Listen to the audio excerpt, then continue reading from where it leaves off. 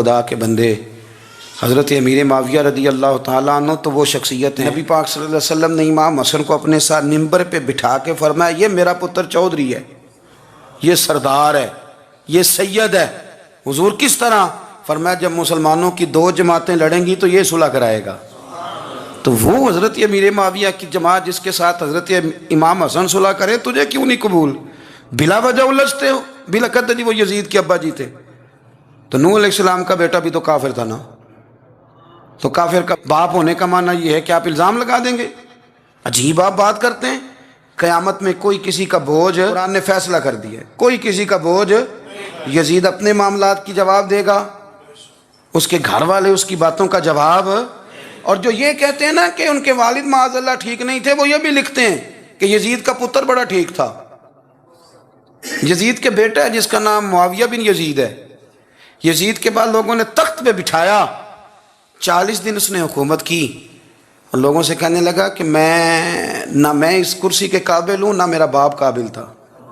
یزید کا پتر فرمایا نہ میں اس قابل ہوں، نہ میرا ابا قابل تھا، میں اس کرسی پہ کیسے بیٹھوں جس کے پایوں میں محبوب کی اولاد کا خون ہو؟ تلاش کر لو کوئی اپنا امیر، 40 دن کے اندر بندہ تلاش کر لو، میں اس قابل نہیں۔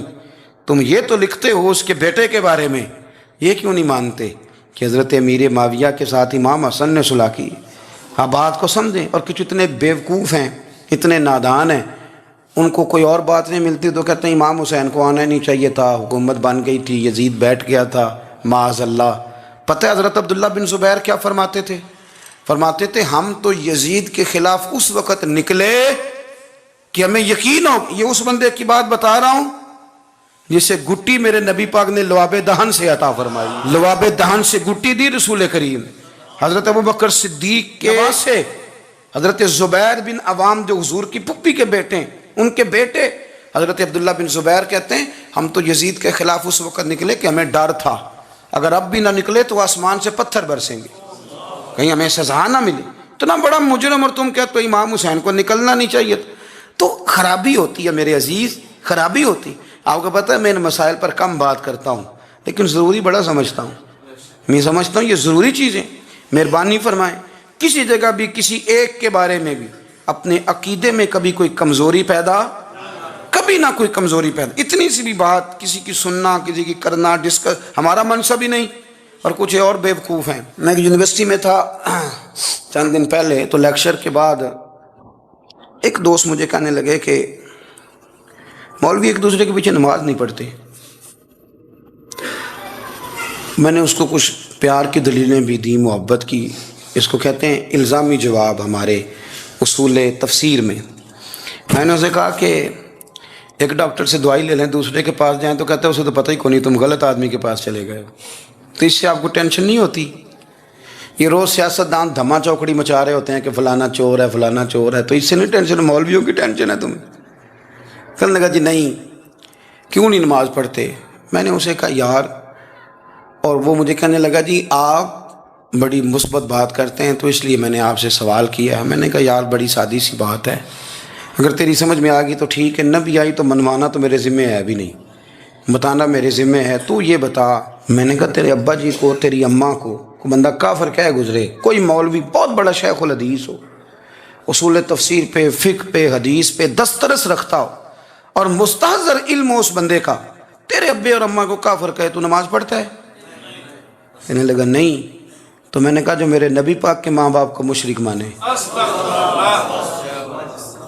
اور میں نے کہا اگر تم نے دلیل چاہیے ہوگی تو بندے میں تمہیں دوں گا اور بائی نیم دوں گا، اور میں ان کی تحریریں تمہیں دوں گا جو مر گئے یہ لکھتے ہوئے کہ چونکہ وہ پہلے چلے گئے تھے انہوں نے کلمہ نہیں پڑھا لہذا معاذ اللہ صبح معاذ اللہ دوزخ میں جائیں گے۔ تیرا حوصلہ پڑھتا ہے تو پڑھ نماز، میرا تو نہیں پڑھتا، میں کیسے پڑھوں؟ اور اس قدر کمزور نظریے ایک آدمی کہ اپنے قلم سے لکھتا ہے، اپنے قلم سے اپنی کتاب میں لکھتا ہے کہ جس مچھلی کے پیٹ میں حضرت یونس نے کچھ دن گزارے وہ مچھلی جنت میں جائے گی۔ دے شرم نہیں آتی؟ جس مچھلی کے پیٹ میں یونس چند دن رہے وہ جنت میں جائے گی، اور جس ماں کے پیٹ میں مدینے والے رسول 9 مہینے رہے، یہ حیا نہیں آتی تجھے بات کرتے؟ اگر پھر بھی سمجھ نہ آئے تو ہم سے آ کے عقیدہ سن، ہو درود تجھ پہ بھی آمنہ، ہو درود تجھ پہ بھی، تیرے لال پر بھی سلام ہو، تیری گود کتنی عظیم ہے، تیری گود کتنی یار آپ مجھے دلیل دینا، میں ہماری ساڑی تے باٹی کونی تے سانجی کدے نال ہونی ہے، ہمارا کسی سے ذاتی رٹا ہی کوئی نہیں، آپ بات کو سمجھیں، لیکن تجھے کوئی اور چیز لکھنے کو ملی کوئی نہیں، تو نے قلم اٹھایا اور تو تکلیف دیتا ہے نبی پاک کو، تو وصیت والدین کو معاذ اللہ یہ لفظ کہہ کے گزر جاتا ہے۔ اور ان کے نام دیکھو، آمنہ، نام کیا ہے؟ آمنہ۔ آمنہ نام کافروں جیسا ہے، اور والد کا نام کیا ہے؟ سبحان اللہ۔ عبداللہ کا معنی یہ کافروں جیسا نام ہے، مت ماری ہے، اور کتابیں لکھی جا رہی ہیں اور سیرت لکھی جا رہی ہے اور دلیلیں دی جا رہی ہیں، لوگوں کو خیال ہی نہیں آتا، عجیب فلسفہ ہے۔ 4 اقوال ہمارے بزرگوں نے لکھے ہیں نبی پاک کے والدین کے بارے میں۔ سب سے پہلے امام سیوطی فرماتے ہیں رسول کریم علیہ السلام نے فرمایا کہ پوری دنیا میں جب کفر رہتا ہے تب بھی 10 لوگ اللہ کی توحید پر ہمیشہ قائم رہتے ہیں، یہ نہیں ہو سکتا کہ ساری دنیا کفر سے بھر جائے۔ فرماتے ہیں میرے محبوب کے والدین بھی ان 10 لوگوں میں شامل ہیں، حضور کے والدین بھی ان۔ اور دوسرا قول آپ فرماتے ہیں نبی پاک کے والدین زمانہ فطرت پہ تھے۔ زمانہ فطرت وہ زمانہ ہوتا ہے جس کے اندر نبی نہیں ہوتا، تو لوگ جس دین کو بہتر سمجھتے ہیں، اللہ کی توحید کے ساتھ اس پر عمل کرتے ہیں، تو ان پر کوئی مواخذہ۔ اور تیسری بات یہ کہ نبی پاک کے والدین حضرت ابراہیم کی ملت پر تھے، حضرت ابراہیم کے دین پر تھے، اور حضرت ابراہیم کا وہ دین ہے جس کو قرآن کہتا ہے کہ وہی دین ابراہیمی دین محمدی ہے صلی اللہ علیہ وسلم، وہی دین محمدی ہے۔ اور چوتھی بات جس کو علامہ ذہبی نے لکھا، علامہ خفاجی نے لکھا، قاضی اعجاز نے لکھا، محدثین نے لکھا، حدیث کی راوی سیدہ عائشہ صدیقہ ہیں رضی اللہ تعالیٰ عنہ، کہتی ہیں رات کو میں اٹھی تو میں نے نبی پاک صلی اللہ علیہ وسلم کو روتے ہوئے دیکھا۔ یا رسول اللہ کیا ہوا؟ فرمایا میں نے رب کریم کی بارگاہ میں عرض کی تھی یا اللہ میرے ماں باپ کو زندہ کر دے تاکہ وہ میرا کلمہ پڑھ لیں، ہیں تو وہ پہلے بھی دین فطرت پر انہیں کنتم خیر امت ان کا اعزاز بھی نصیب ہو جائے، تو حضور فرمانے لگے اللہ نے انہیں زندہ کیا ہے، وہ میرا کلمہ پڑھ کے دوبارہ قبروں میں گئے ہیں۔ تو امام سیوطی فرماتے ہیں کہ وہ نبی پاک علیہ السلام کی امت کا اعزاز بھی اللہ نے انہیں عطا کر دیا ہے۔ جو سب سے زیادہ اچھے نظریات والے، اچھے اعمال والے، مخلص لوگ تھے، ان کو حضور کا صحابی بنایا۔ اور پھر دوسرا جو میرے نبی پاک صلی اللہ علیہ وسلم نے منظر بیان کیا، فرمایا یہ ابو بکر ہے، میں نے سب کے احسانات کے بدلے چکا دیے، اس کو پکڑ کے رب کی بارگاہ میں لے جاؤں گا، کہوں گا اے اللہ تو ہی اسے بدلہ عطا فرما۔ کبھی آپ اس رنگ کی کیفیت کو دیکھیں، یہ اتنا عظیم شخص، یہ اتنا پیارا شخص کہ کریم محبوب فرمائے مجھے کسی کے مال نے اتنا نفع نہیں دیا جتنا ابو بکر صدیق کے مال نے دیا، اور فرمایا جب اس کے پیسے میرے پاس آئے تو میں نے اپنے سمجھ کے خرچ کیے۔ حضرت عمر فاروق رضی اللہ تعالیٰ عنہ، کریم محبوب علیہ السلام فرمانے لگے اور لوگوں میرے عمر کی تو وہ شان ہے، اس کا تو وہ مقام ہے کہ شیطان اس کو دیکھ کے رستہ بدل جاتا ہے، اور فرمایا اگر میرے بعد کو نبی ہوتے تو خطاب کے بیٹے عمر ہوتے۔ وہ یارو عثمان غنی، ان کو میرے رسول پاک نے 2 بیٹیاں دیں، 2 بیٹیاں، اور نبی پاک صلی اللہ تعالیٰ علیہ وسلم کی پنڈلی مبارک سے تھوڑا سا کپڑا ہٹا ہوا تھا، تو کئی صحابہ آئے حضور کی بارگاہ میں، سبھی اعزاز والے، پر حضور لیٹے رہے۔ عثمان غنی آئے تو کریم محبوب علیہ السلام نے اپنے کپڑے کو سیدھا کر کے فرمایا جس سے فرشتے حیا کرتے ہیں میں اس سے حیا نہ کروں؟ کتنا وہ عجیب آدمی ہے کہ جس سے فرشتے بھی حیا کریں، وہ اس عثمان کا حیا نہ کرے۔ اور پھر مولا علی شیر خدا، کریم نے بات ہی ختم کر دی، فرمایا علی کی محبت ایمان ہے، علی کا بغض نفاق ہے۔ علی المرتضیٰ شیر خدا رضی اللہ تعالیٰ عنہ کے مرتبے کا جو حسن مقام حضور نے بیان کیا۔ میرا سوال یہ ہے کہ جو اتنی بلند پایا ہستیاں ہوں، کیا ہم ان پر بیٹھ کے تبصرے کریں گے؟ کیا ہم اپنی زبانوں کا انہیں نشانہ بنائیں گے؟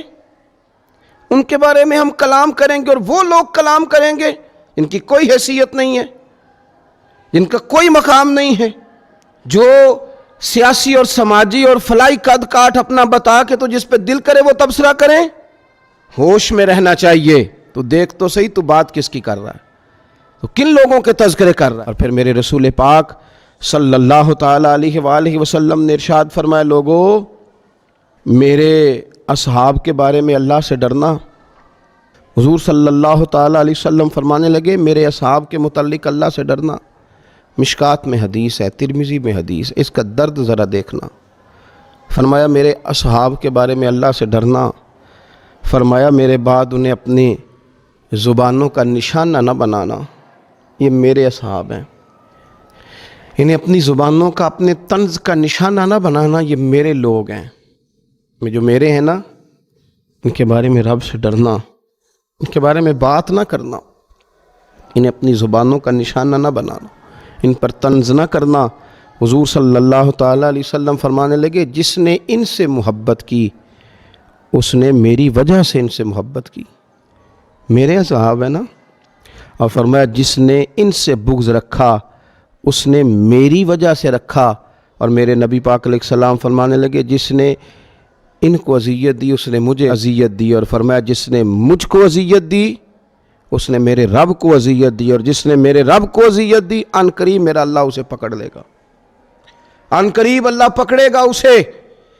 گستاخان صحابہ یہ سمجھتے ہیں کہ ہم دندناتے پھرتے ہیں، کوئی حکومت کوئی ادارہ ہم پر ہاتھ ڈالنے کو تیار نہیں، لیکن وہ یاد رکھیں کہ حضور نے فرمایا ان قریب تمہیں اللہ پکڑے گا، ان قریب تم پکڑ لیے جاؤ گے، تم دھس لیے جاؤ گے۔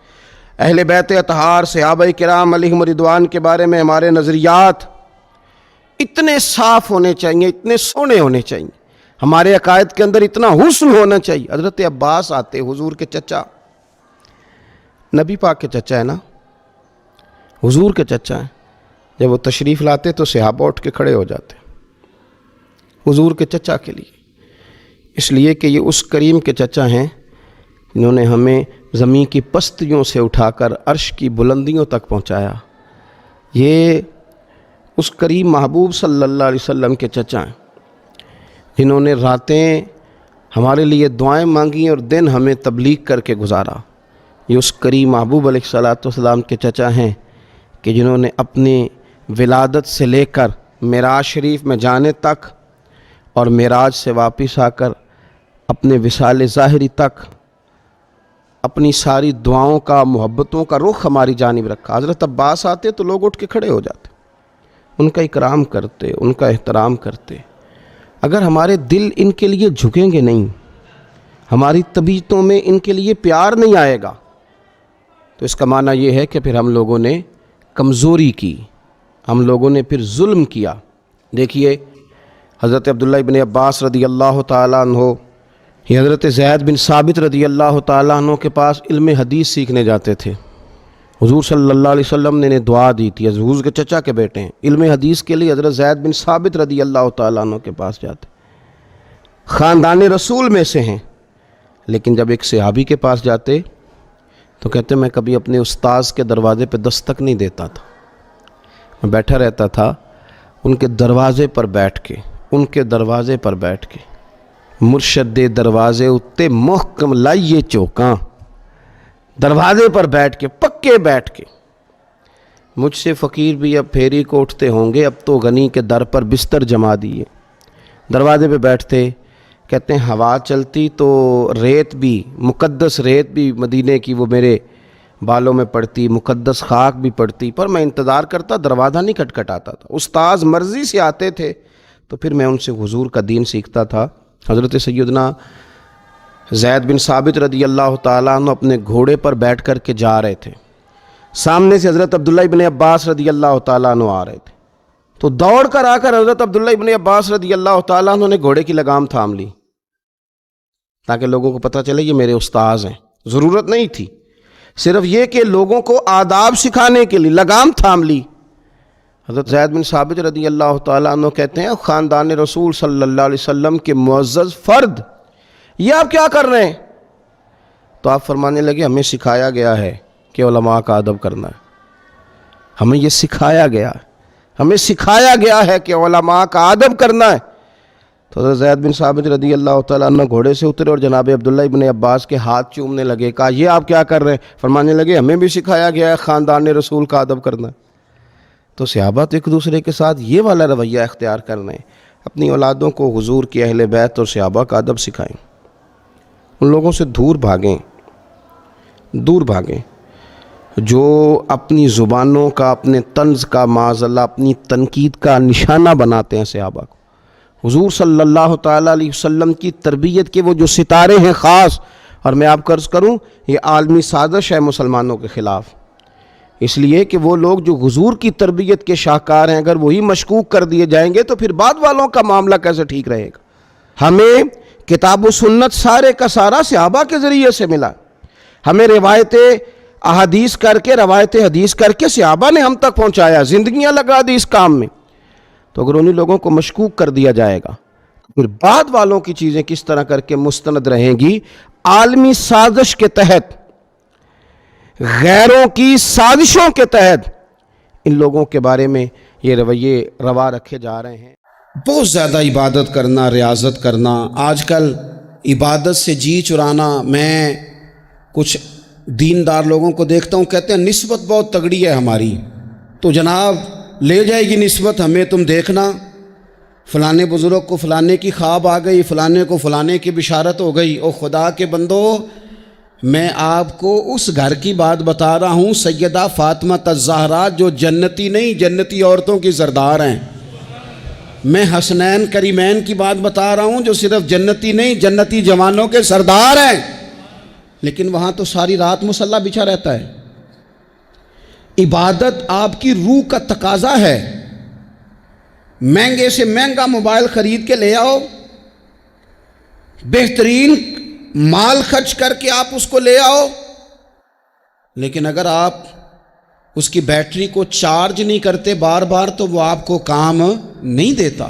آپ نے جناب بڑی مہنگی گاڑی خرید لی، بڑی مہنگی، تو ایک ہی دفعہ خریدنے سے وہ مستقل نہیں چلتی، بلکہ اس میں بار بار پیٹرول ڈلوانا پڑتا ہے۔ کچھ چیزیں ایسی ہوتی ہیں جن کی بار بار حاجت ہوتی ہے، وہ پوری کرنی پڑتی۔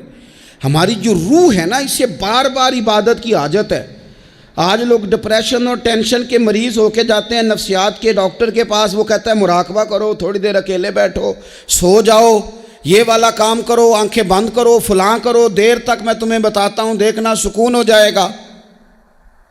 اس سے زیادہ بہتر یہ نہیں جو طریقہ رب رسول نے بتایا ہے کہ ذرا سر سجدے میں رکھو نا تھوڑی دیر، ذرا ہاتھ اٹھا کے وہ باتیں جو مراقبے میں جا کے سوچنی ہیں وہ ساری یوں ہاتھ کر کے۔ میں نے پہلے بھی کہا تھا، پھر کہتا ہوں، میں ایک دفعہ ایک ڈاکٹر صاحب کے پاس بیٹھا تھا، اپنی والدہ کو لے کے گیا، تو وہ ایک ڈاکٹر صاحب ایک بزرگ سے کہہ رہے تھے کہ آپ میرے 15-12 سالوں سے پیشنٹ ہیں، میں آپ کو ایک ہی بات کہتا ہوں کہ دل کی باتیں کہہ دیں کسی سے، کہہ دیں کسی سے، آپ دل ہلکا کر لیں، سکون ہو جائے گا۔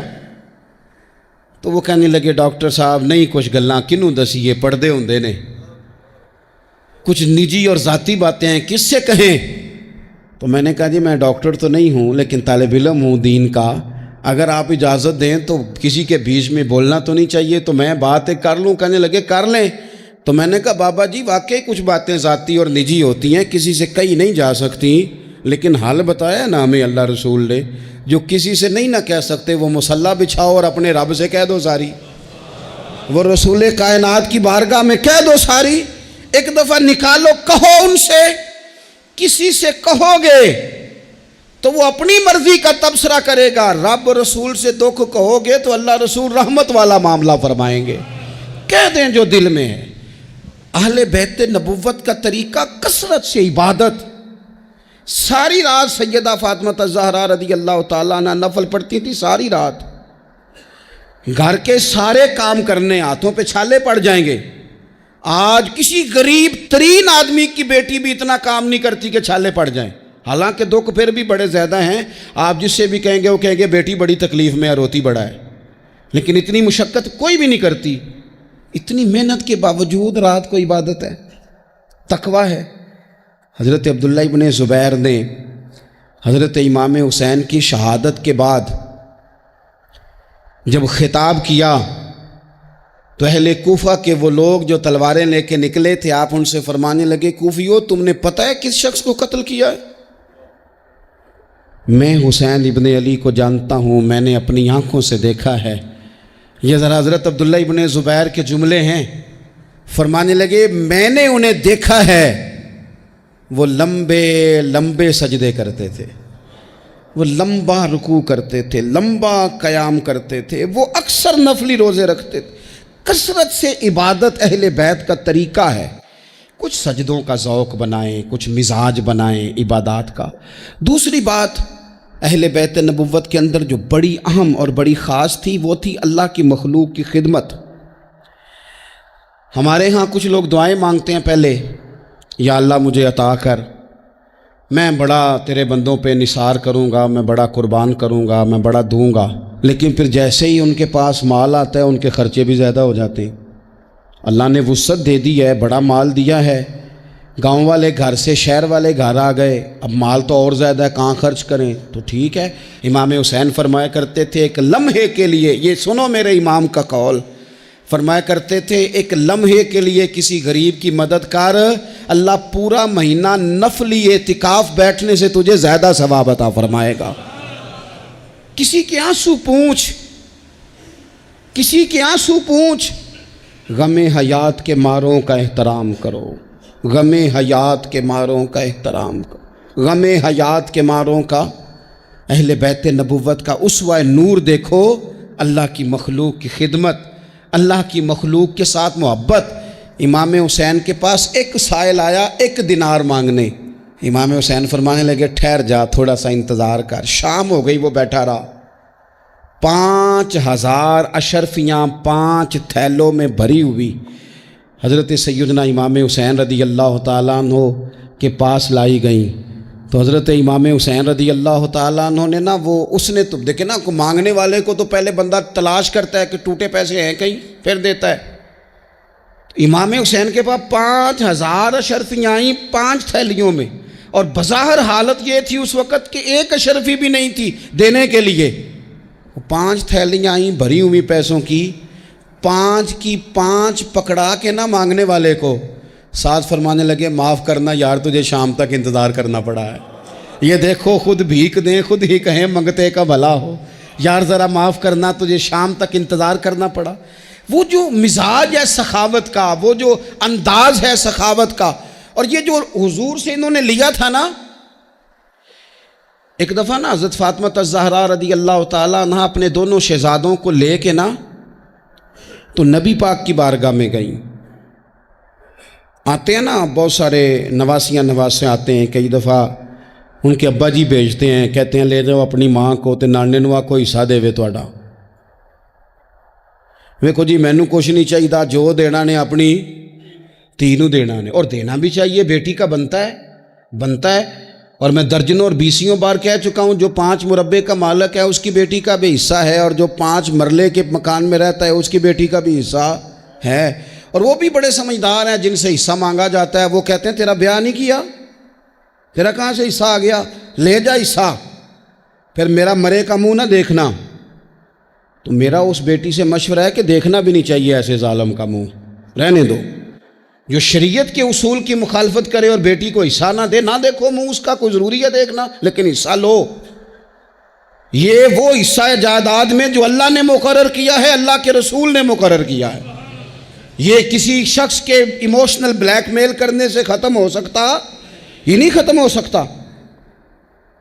بیٹی کی شادی کر دیا تو وہ جو 5 دفعہ بیٹے نے پیسے اجاڑے ہیں تیرے کاروبار میں وہ بھول گئے. کیا کہا تھا میاں صاحب نے؟ کہنے لگے تیاں لئی پردیس وے بابل تے پتراں لئی جاگیراں، چپ چپ رہنا تے دکھ سکھ سہنا، بس تیاں دیاں تقدیراں، ساری جائیداد اس کو دے دے. اور میں نے یہ دیکھا ہے کہ بعد میں جو اس طرح کے ظلم کرتے ہیں وہ کئی ظلموں کا شکار ہوتے ہیں، انہیں جواب دینا پڑتا ہے. آمدام برسر مطلب حضرت سیدہ فاطمہ رضی اللہ تعالیٰ عنہ اپنے دونوں شہزادوں کا بازو تھاما، امام حسن اور حسین کا، اور حضور کی بارگاہ میں لے گئی. دنیا مانگنے نہیں، دولت کے لیے نہیں، جائیداد کے لیے نہیں. کہا حضور میں شہزادے لائی ہوں، میرے بچوں کو کچھ دیجئے.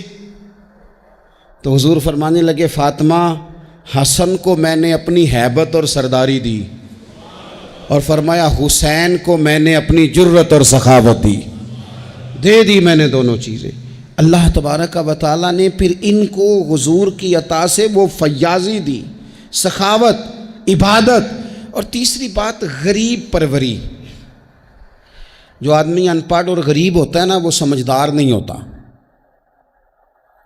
اس کے گھر کے برتن صاف نہیں ہوتے، اس کو چارپائیاں اچھے طریقے سے بچھانی نہیں آتی، چونکہ بیڈ شیٹیں تھوڑی ہوتی ہیں گھر میں، تو اس لیے عقل تب آتی ہے جب نوٹ آئیں۔ بے وقوفاں دے نوکر ویکھے دانش مند سیانے، یہ مطلب گاڑی گھر میں آ جائے تو چھوٹے چھوٹے بچوں کو بھی چلانی آ جاتی ہے۔ جس گھر میں موٹر سائیکل ہو بچوں کو سیکھنی نہیں پڑتی، لیکن اگر شے ہی کوئی نہ ہو، میں کسی شخص سے بیزار نہیں ہو سکتا، کیونکہ ایک ذرہ بھی تو بیکار نہیں ہو سکتا۔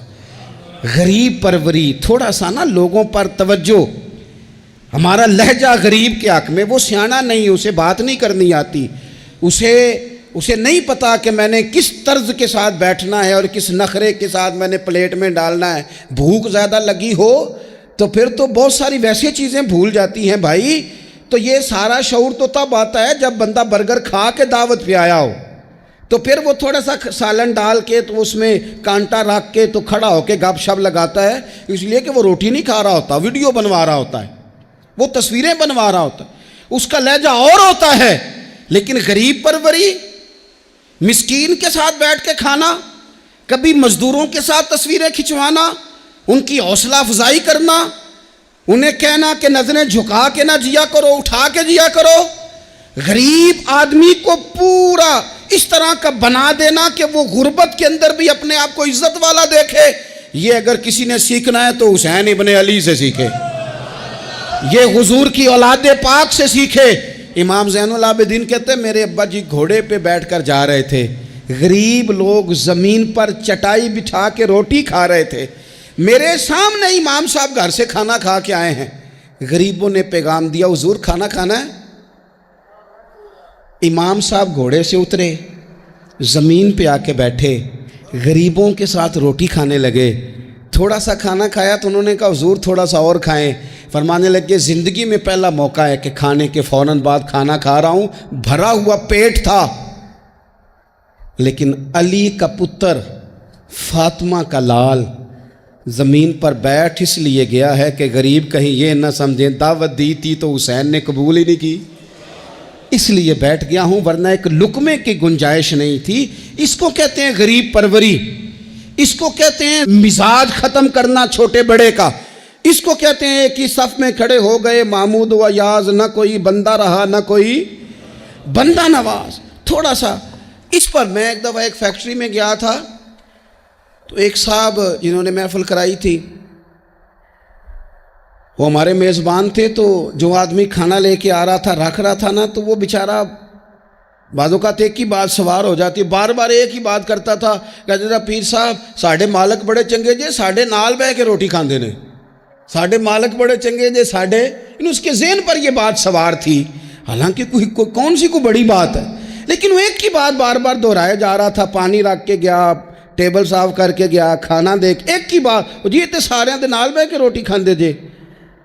تو میں سوچ رہا تھا کہ یار یہ کس طرح کا بندہ ہے، اس نے کام تو چھوٹا سا کیا ہے، لیکن اس بندے کے جذبات ہیں، اب پتہ نہیں اس غریب آدمی کے جذبات کی وجہ سے رب اس کے رزق میں کتنی کو برکت پیدا کر دے گا، کتنا کو فضل ہو جائے گا۔ یہ جذباتی ہو گیا ہے، شوق کے ساتھ بات کر رہا ہے، تو یہ اہل بیت نبوت کا طریقہ ہے۔ پھر اس سے اگلی بات اہل بیت نبوت کے طریقے میں آپ کو ملے گی کہ سادگی،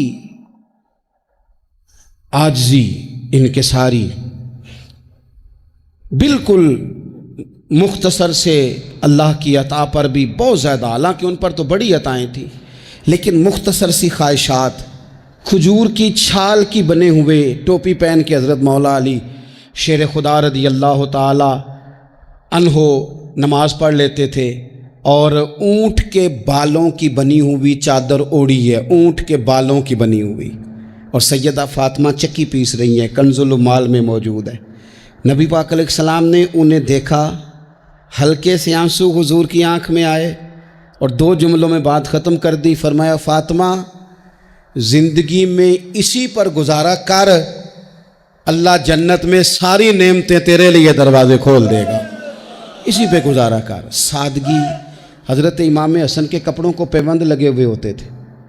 اپنے بود و باش جب بندہ بہت مہنگی کر لیتا ہے تو اس کا اپنا خرچہ ہی بڑا بڑھ جاتا ہے، اس نے کرنا کرانا کیا ہوتا ہے۔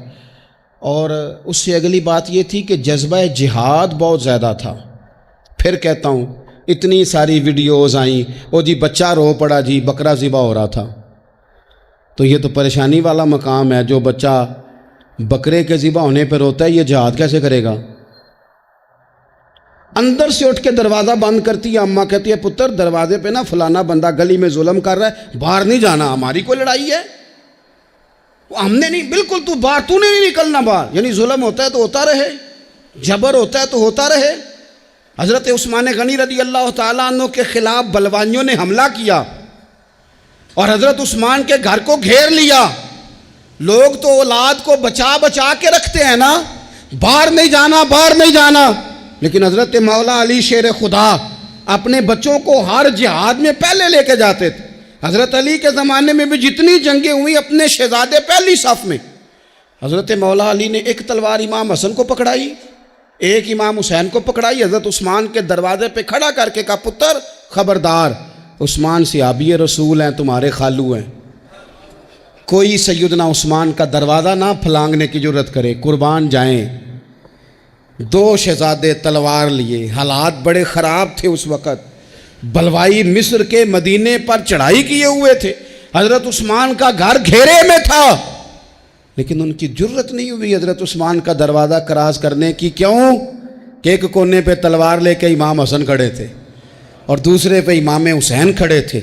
بچوں کو جب اے سی والے کمرے میں پوری طرح بند کر دے نا والد، اور انہیں کہ اچھا برگر کھانا ہے، 4 منگوا لو برگر، فلانی جگہ جانا ہے بیٹا، نہیں ضرور جانا چاہیے، کوئی انجوائمنٹ مس نہیں کرنی، پھر آپ بچوں سے توقع کرتے ہیں وہ محنت کریں گے، آگے بڑھیں گے، یہ کیسے ہو سکتا ہے؟ نامی کوئی بغیر مشقت نہیں ہوا، 100 بار جب عقیق کٹا تب جا کر ننگی ہوا۔ مشقت کرنی پڑتی ہے، محنت کرنی پڑتی ہے، جد و جہد کرنی پڑتی۔ تو جذبہ جہاد بہت زیادہ تھا، اور جس چیز کی ہمیں بڑی زیادہ ضرورت ہے، بڑی زیادہ، وہ ہے صبر اور استقامت۔ ان الذین قالوا ربنا اللہ ثم استقاموا فلا خوف علیہم ولا هم یحزنون۔ رب فرماتے ہیں جن لوگوں نے کہا اللہ ہمارا رب ہے، پھر وہ ڈٹ گئے، انہیں نہ کوئی خوف ہوگا نہ وہ غمگین ہوں گے۔ ہمارے پاس سارا کچھ ہے، صبر اور استقامت نہیں۔ ایک پورا دن نہیں بھوکے گزار سکتے ہم لوگ۔ ایک ذرا سی ٹینشن آتی ہے، ایک ٹینشن تو لوگوں کو میں نے دیکھا ہے کہ زندگی کی ساری خوشیاں داؤ پہ لگا دیتے ہیں۔ ہمیں بالکل صبر کرنا نہیں آتا۔ 100 سے زیادہ مرتبہ کم و بیش قرآن پاک نے صبر کا حکم دیا ہے، بار بار کہا صبر کرو صبر کرو صبر کرو، ہے ہی نہیں، مزاج ہی نہیں، تڑپتے لڑتے، ناراض ہوتے، بگڑتے، پریشان ہوتے، جلد باز لوگ۔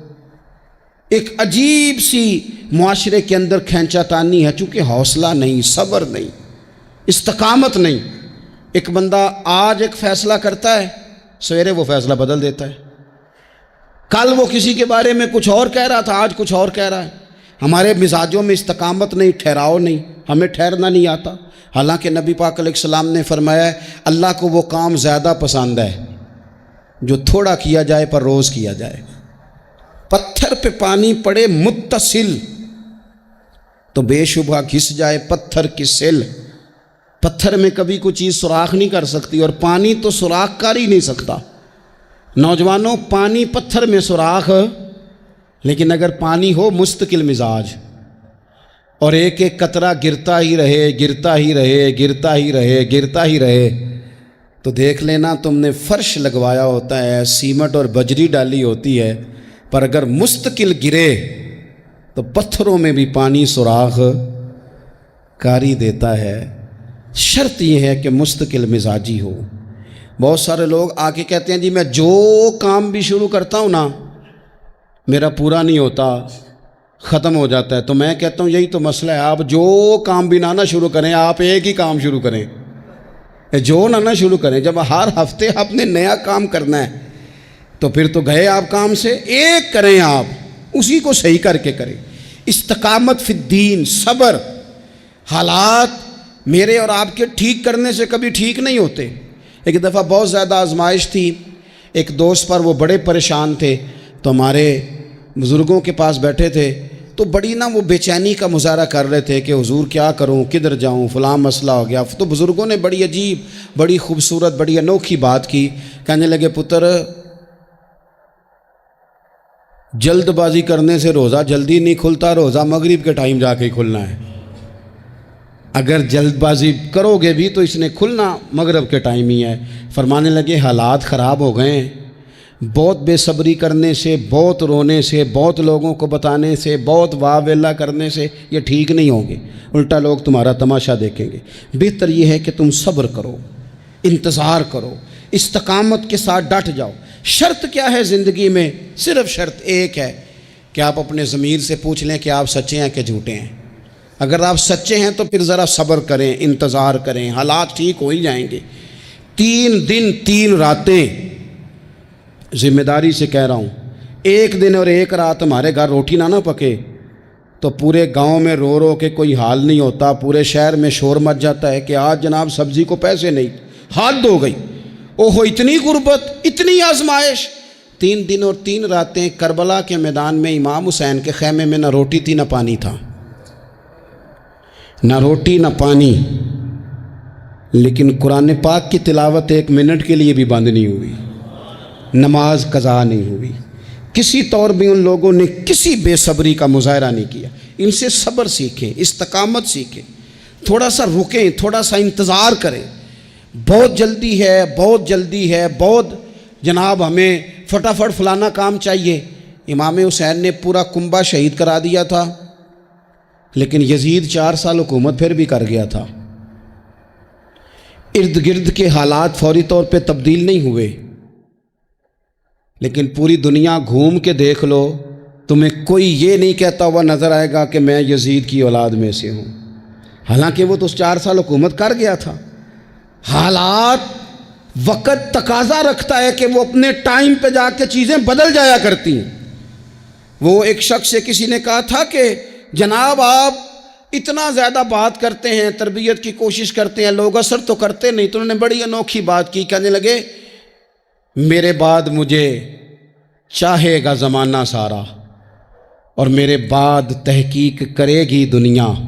کب میرے بعد مجھ پر ریسرچ ہوگی, دیکھنا میری ایک ایک بات پر کتابیں لکھی جائیں گی, کیونکہ ہمارے بعد اندھیرا ہی رہے گا محفل میں. بڑے چراغ جلاؤ گے روشنی کے لیے. تو ضروری نہیں کہ سویرے, تھوڑا سا زندگی میں حوصلہ, تھوڑا سا صبر, تھوڑی سی استقامت, لیکن شرط یہ ہے کہ آپ سچے ہوں اور مسلسل سفر کر رہے ہوں. آپ روک نہ جائیں, بیٹھ نہ جائیں, سپیڈ بریکر دیکھ کے ٹھہر نہ جائیں, مسلسل چلتے رہیں, کوشش کرتے رہیں, انتظار کرتے رہیں. ایک وقت آئے گا کہ حالات اور رخ اختیار کر جائیں گے. آخر میں پھر ایک بات کرتا ہوں, کوئی سازش نہ کرے, آپ کسی سازش پر توجہ نہ دیں. یہ صحابہ اور اہل بیت یہ ایمان ہے. ایمان دل میں جاگزی کیا جاتا ہے, ایمان پر بحث نہیں کی جاتی. یہ ایمان ہے. ان کی محبتیں, کچھ لوگوں کی باتیں یاد رہ جاتی ہیں. ایک بزرگ نے مجھے بات سنائی, مجھے یاد رہ گئی. پیر سید فیض الحسن شاہ صاحب, آلو مہار شریف والے پیر صاحب, عالم بھی بڑے تھے, درویش بھی بڑے تھے, خطیب بھی بڑے تھے. تو وہ ایک دن نہ صحابہ اور اہل بیت کا پیار بیان کر رہے تھے. سید تھے تو مرید ہیں وہ سلسلہ نقشبندیہ سے, چورا شریف کے ساتھ ان کا نسبت کا رشتہ ہے. تو نقشبندی اپنا سلسلہ طریقت حضرت صدیق اکبر رضی اللہ تعالیٰ عنہ سے بیان کرتے ہیں. تو شاہ صاحب بڑی تقریر کر کے نا صحابہ اور اہل بیت کی آپس کی بڑی محبت بیان کر کے, رحماء بینہم پر بڑی تقریر کر کے, کیونکہ ان کو بات کرنی آتی تھی تو جوش جذبات میں تڑپ گئے. کہنے لگے سنو بھائی, یہ تو دلائل تھے, اب میں اپنی بات کرتا ہوں. کہنے لگے میں سید ہوں, میں پیر ہوں, میرا باپ سید, دادا سید, نانا سید. فرمانے لگے میں فاطمہ کا جگر پارا ہوں, علی کا بیٹا ہوں, پر میں مرید ابو بکر صدیق کا ہوں, میں مرید سیدنا صدیق اکبر کا ہوں. وہ 100 باتوں پہ ایک بات بات ہی ساری بدل گئی، رنگ ہی تبدیل ہو گیا، نظریات ہی اور ہو گئے، لوگ کسی اور سوچ میں چلے گئے، کہنے لگے دیکھو یہ بھی میرا ضرب دیکھو، اور فرمانے لگے میں نے یہ سیکھا ہے حضرت علی سے۔ انہوں نے حضرت ابو بکر صدیق کے مشیر بھی رہے، معاون بھی رہے، اور جناب صدیق اکبر کے پیچھے نمازیں بھی پڑھتے رہے، انہیں اپنا مقتدا اور پیشوا تسلیم کرتے رہے۔ اس لیے یہ تو ہمیں خود سے یہ صرف شرارت کی جاتی ہے، لوگوں کے دلوں کو بے یقین کرو تاکہ وہ اپنے بزرگوں سے فیض نہ پا سکیں۔ ہم نے صحابہ سے بھی فیض لینا ہے اور اہل بیت نبوت سے بھی فیض لینا ہے۔